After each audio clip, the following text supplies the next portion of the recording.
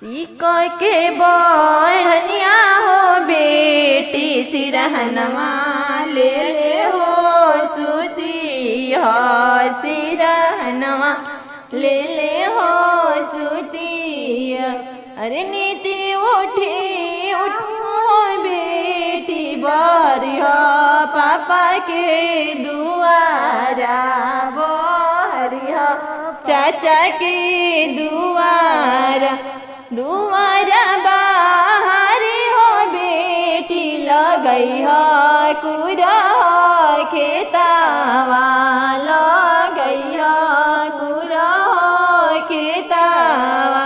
अरे तरी हो बेटी सजन सब लोगा सजन सब लोगा।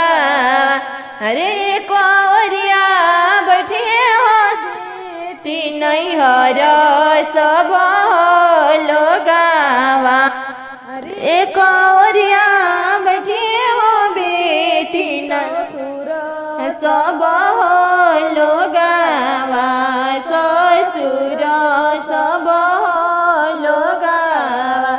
अरे बिचावा में बैठे हो बेटी सुंदर दुल्हायल बेलावा सुंदर दुल्हायल बेलावा।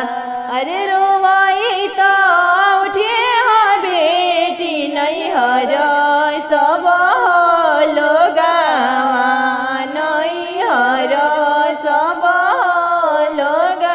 अरे हंसैत उठे हो बेटी ससुर सब लोगावा सजन सब लोगा। अरे ताली ठोके उठे हो बेटी सुंदर बरायल बेलावा सुंदर बरायल बेलावा।